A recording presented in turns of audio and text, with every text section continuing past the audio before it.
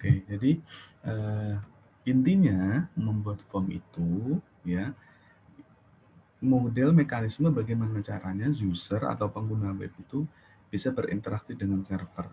Dalam hal ini, nanti adik-adik diminta untuk membuat model-model inputan di mana inputan itu akan digunakan acuan yang nantinya dapat diproses oleh server. Jenis inputan itu macam-macamnya banyak sekali, nanti adik-adik akan saya jelaskan teknisnya. Ya. Jadi dari mulai ada jenisnya input type, ada pun yang lain.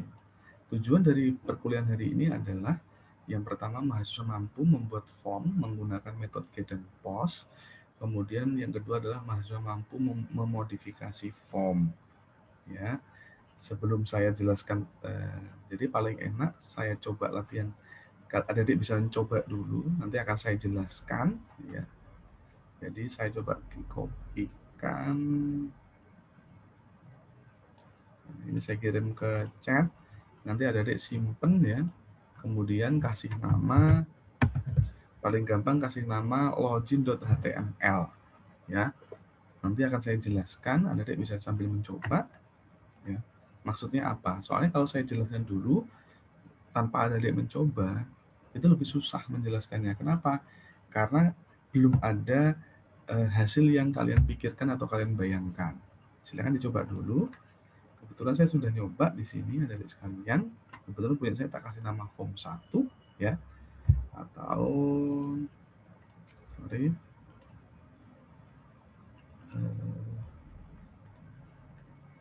form 1 ya. Jadi kalau saya klik hasilnya akan seperti ini ya. Adik bisa lihat di sini ada username, ada password, ada jenis inputan, kemudian ada jenis checkbox. Oke, saya jelaskan dulu.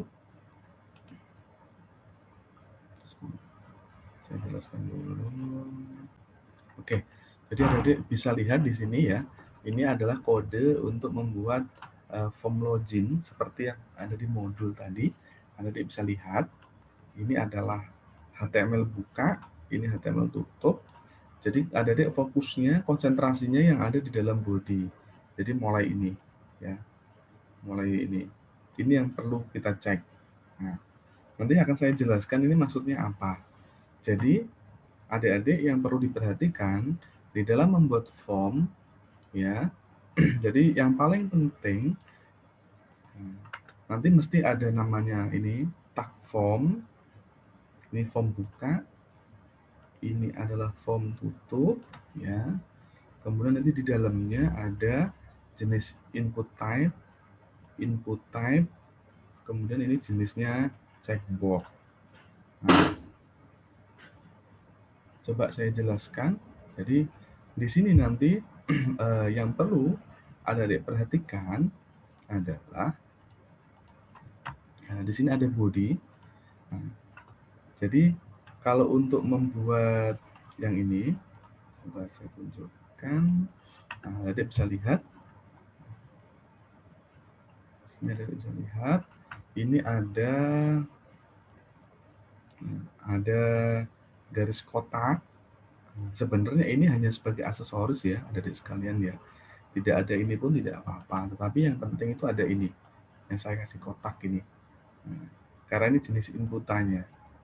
Nah, kalau yang ini tadi itu hanya sebagai pemanis istilahnya tampilannya. Ya, ini juga jenis inputan, ini jenis button. Oke, saya jelaskan. Nanti kalau ada yang nggak paham langsung tanyakan saja, nggak perlu khawatir ya. Jadi kalau untuk membuat bingkai kotak tadi, itu di sini menggunakan fill set. Ya, fill set itu untuk membuat kotak tadi. Kemudian legend, ya, legend ini itu untuk memberikan nama di kotaknya. Jadi adik-adik kalau membuat, nah ini ada login, ini berarti legend. Sedangkan ini adalah fill set. Ya. Kemudian yang perlu adik perhatikan, ini ada label. Label namanya username. Nah, label nama username itu dia munculnya di sini. Ini label itu semacam teksnya. Kemudian di sini ada label lagi. Nah, ini adalah input type.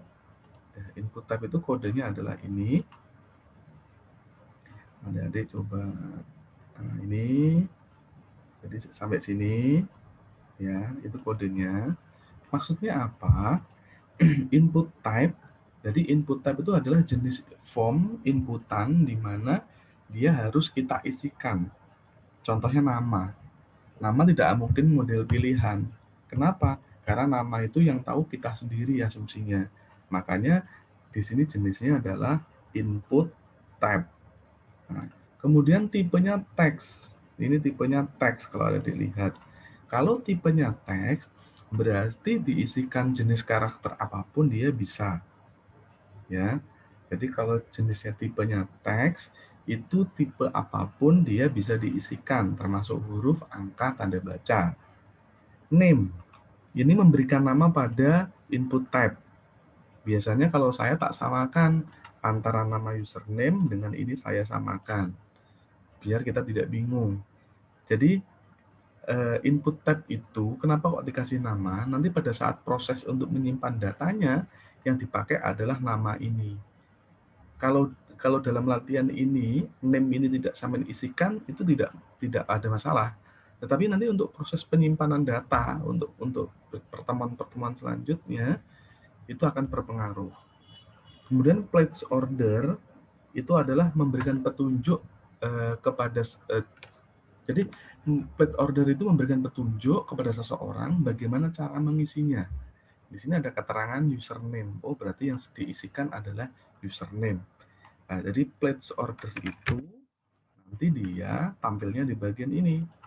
Nah, jadi ini kan ada keterangan username. Ya. Jadi itu. Jadi nanti kemudian ada keterangan password. Maksudnya ini isikan username, ini masukkan isikan password. Ya. Kemudian yang kedua ada tipe password. Kalau ada dilihat. Kalau tipenya password ya, maka nanti hasilnya di sini yang ada diisikan itu secara otomatis akan dijadikan simbol. Jadi karakter yang kalian isikan akan dijadikan simbol. Tujuannya adalah agar orang lain tidak tahu teks apa yang kita isikan. Ya seperti password-password pada umumnya yang adik mungkin sering gunakan. Kemudian yang ketiga, di sini ada jenis input type checkbox. Nah, jadi jenis input type-nya checkbox. Berarti dia harus dicek atau dipilih seperti ini. Klik. Nah, klik, klik, klik. Nah, ini. Kemudian yang terakhir ada button. Tipenya adalah submit. Namanya adalah login. Jadi pada saat diklik ya, nanti pada saat diklik dia akan memproses. Contoh, nanti pada saat diklik submit, nanti dia akan diarahkan ke file ini, misalnya index, misalnya gini, login.php. Tapi ini nanti kita bahas setelah UTS kalau untuk PHP. Jadi pada saat nanti kita tekan tombol submit, dia akan lari ke login.php. Contoh halnya demikian. Jadi nanti pada saat kita klik, nah, dia lari ke file ini. Ya, itu berarti dia ada di dalamnya action. Ya, metode post. Nah, metode itu ada dua, ada post kayak gini, satunya ada get. Ya, jadi nanti bisa pakai post sama get. Bedanya saya tunjukkan. Kalau metode post, user password yang adik-adik isikan pada saat diklik, itu nanti datanya dikirim ke file tadi yang di dalam action, tetapi apa yang kita kirim datanya di hidden, tidak ditampilkan. Makanya pada saat saya klik dia tidak kelihatan di sini datanya. Tetapi beda dengan kalau adik-adik menggunakan get. Nah, kalau menggunakan get sama seperti ini, nah, adik-adik bisa lihat, saya refresh dulu, username admin, password admin. Coba ya dilihat. Nah, coba perhatikan yang ada di sini adik-adik. Nah, perhatikan dari jika kita pakai get, resikonya adalah usernya kelihatan di sini, passwordnya juga kelihatan di sini. Makanya kalau pakai get itu, data yang dikirim itu dilewatkan URL ini.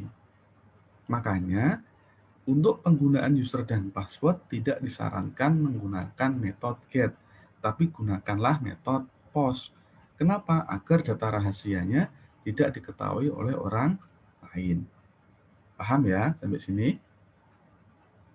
Silahkan nanti jika ada pertanyaan, ya, maksud saya, apakah tadi sudah dicoba?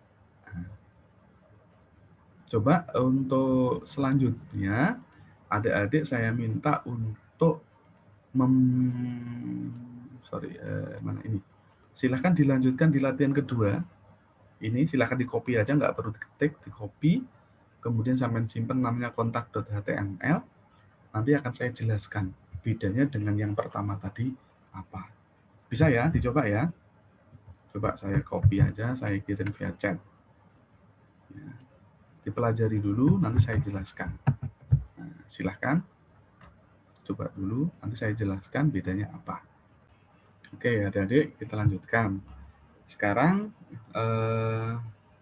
coba yang perlu kita perhatikan adalah ini untuk latihan kedua dengan nama kontak ya. Di sini nanti ada name, isian nama, subjek, email.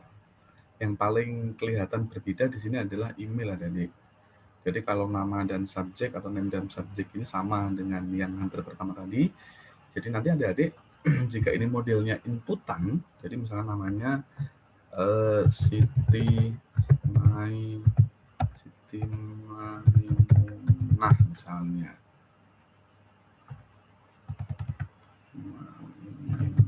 Misalnya. Kemudian subjeknya adalah selalu ceria misalnya. Ya, email di sini. Email dalam hal ini kita nanti bisa memfilter. Jadi di sini nanti email ini dia ada auto checkingnya. Apabila penulisannya tidak sesuai standar, maka nanti akan diinformasikan oleh sistem. Misalnya dia hanya menuliskan Siti at misalnya Siti.com, misalnya salah menuliskan begini. Jadi nanti pada saat mau diklik send, di sini ada keterangannya. Please include add. Jadi jangan lupa memasukkan add, ya. Makanya di sini nanti, dan ini sudah bawaan defaultnya dari email, ya. Nanti saya tunjukkan caranya. Jadi nanti kalau yang betul kan dia Siti at misalnya gmail.com. Jika seperti ini diklik send, maka dia tidak ada pesan notice errornya istilahnya. Itu karena ada di sini. Nah, ada yang perlu dipahami. Nah, di bagian email ini, tipenya adalah email. Maka jika tipenya adalah email, jika penulisannya tidak sesuai standarnya email, maka dia tidak mau diproses lebih lanjut. Itulah kelebihannya. Ya, itu untuk latihan kedua. Silahkan adik-adik selesaikan latihan ketiga, ya, biar nanti bisa mencoba hasilnya. Jadi bisa lihat nanti hasilnya seperti ini, ya. Nanti akan saya jelaskan ini bagaimana. Ini tipenya adalah input type. Ini input type tapi email, ya, tetap input type ya. Kemudian ini input type tipenya password. Sedangkan ini adalah modelnya radio, jadi yang bulat ini radio. Coba saya bedakan warnanya. Ini radio, ya. Kemudian yang ini dia option atau pilihan. Ini biasanya model ini atau bisa juga model combo namanya ya. Ini biasanya digunakan jika nanti prodi ini pilihannya lebih dari satu. Nah, kemudian yang ini tipenya adalah date, cara tanggal. Nah, kemudian ini adalah checkbox. Ya, jadi kalau checkbox itu pilihannya bisa lebih dari satu. Jadi kalau kalian centang semua bisa. Dan yang terakhir ini adalah text area. Jadi text area itu hampir sama dengan input tab, cuman dia bisa menampung banyak karakter dalam satu tempat. Kemudian langsung saya jelaskan kodenya ya. Jadi sampai sini. Jadi ini sama ya. Jadi yang ini sampai password ini hampir sama. Dia tipenya adalah ini input type. Yang membedakan ini text, ini email, ini password. Ya, itu bedanya. Kemudian untuk yang buletan tadi itu input type, tipenya radio. Ya, jadi dia kalau tipenya radio, dia hanya bisa dipilih salah satu, tidak bisa dipilih dua-duanya. Makanya laki-laki dan perempuan hanya bisa dipilih salah satu saja, tidak bisa laki-laki dan perempuan bisa. Prodi. Nah, ini option value. Option value itu modelnya kayak gini. Nah, ini option value. Jadi adik-adik bisa memilih di antara dua pilihan ini. Ya. Kemudian ini tipenya date. Nah, tipe date ini sangat penting digunakan. Nah, tanggal lahir tinggal diklik kayak kalender gini. Kelebihannya apa? Kalau nanti tanggal lahir itu di model inputan kayak gini, itu rawan sekali kesalahan. Contoh, ada si mahasiswa lahirnya 1 Januari 2000 misalnya. Kemudian ada anak juga yang lahirnya 1 Januari tahun 2000. Ada yang nulisnya cuma begini, 1 2000. Nah, kemudian kalau padahal ini kan harusnya sama. Jika kalau modelnya inputan, nanti ada yang mengisi ini dan ini, itu dianggap tanggal lahirnya berbeda. Makanya harus distandarkan ke satu standar agar nanti tanggal lahir itu tidak berbeda antara satu dengan yang lain, gitu loh. Dengan model kalender seperti ini, dia tidak akan mungkin salah karena kita tidak bisa mengetikkan, tapi kita bisa hanya memilih. Ya, contoh, misalnya lahirnya hari ini misalnya, berarti dia tinggal diklik tanggal 18. Cuman karena ini masih menggunakan model settingnya luar negeri, berarti bulan, tanggal, tahun. Nanti bisa diubah ke tanggal, bulan, tahun bisa. Kemudian ini checkbox, hobi, karena bisa lebih dari satu, dia bisa dicentang dua-duanya. Text area juga demikian, bahkan bisa diolor. Nah, ini bisa menampung jenis teks yang jumlahnya panjang. Ya, ini adalah jenis-jenis inputan. Nah, kemudian adik-adik masih ingat materi minggu pertemuan kita sebelum liburan kan tabel ya, masih ingat ya? Apa sudah lupa? Kan sudah saya ajarkan kan cara membuat tabel? Sebelum liburan kan tabel kan? Saya ajari membuat tabel kan? Iya, Pak. Iya, Pak. Nah, jangan lupa loh, kalau lupa ini saling keterkaitan. Jadi, adik-adik nanti baca di modulnya, tugasnya adalah rapikan latihan 3, jadi rapikan ini, form register dengan tabel agar tampilan menjadi rapi. Contoh, saya kasih contoh.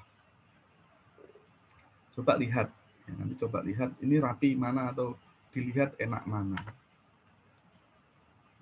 Coba adik-adik lihat, saya kasih tanda. Coba lihat yang saya kotakin warna hijau sama yang saya kotaki warna merah sama hijau.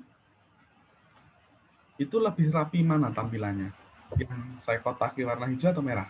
Yang merah, Pak. Yang merah, Pak. Kenapa? Yang merah, Pak. Karena yang merah ini sudah kita tambahkan tabel di dalamnya. Tujuannya apa? Tujuannya agar tampilannya menjadi rapi. Ya, tujuannya agar tampilannya menjadi rapi. Nah, caranya bagaimana? Nah, coba nanti saya ajarkan sebagian ya. Nanti sampai lanjutkan karena ini untuk tugas. Nah, sampai lihat. Kan ini kalau dilihat kan tidak enak ya. Karena kan ada yang ini ke kiri, ada yang ke kanan. Nah, caranya bagaimana ya? Caranya kita tambahkan tabel.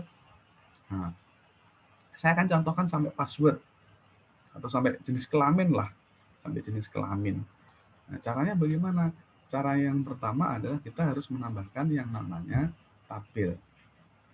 Taruh di sini, tuliskan tabel. Nah, tutupnya ini kita pindah ke ini, ya. Karena tadi kan kita pengennya sampai jenis kelamin untuk nanti selanjutnya kalian kerjakan sendiri, ya. Jadi setelah tabel, nah kalau untuk menata gunakan border. Kenapa? Biar kelihatan garis-garisnya dulu. Kalau nanti sudah ditampilkan bordernya dari 1 dikasih 0, biar bordernya tidak kelihatan. Adik-adik harus masih ingat kapan menggunakan TR dan TD. TR itu baris, TD itu mewakili sel untuk kolom. Jadi di sini kita tuliskan TR, ya.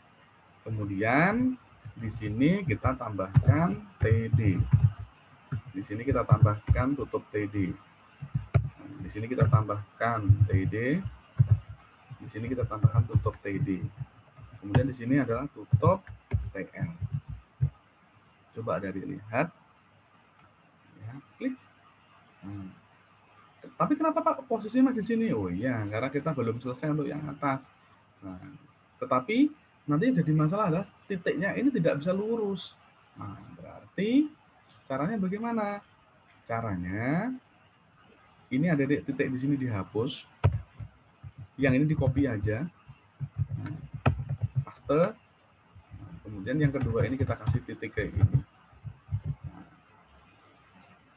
untuk kemudian yang kedua sama TR, ya. Ini TD, ini TD, ya. Ini kita hapus, biar nggak tulis lagi, ini kita copy aja. Username ini kita ganti titik 2. Ini kita kasih TD, yang ini tutup TD. Kemudian ini tutup TR. Nanti bisa dicontoh kalau susah. Saya cek. Nah, dia bisa lebih rapi kan? Luruskan semuanya. Kan beda dengan yang masih berantakan kayak gini. Nah, kedua, sebentar. Oke, yang selanjutnya email.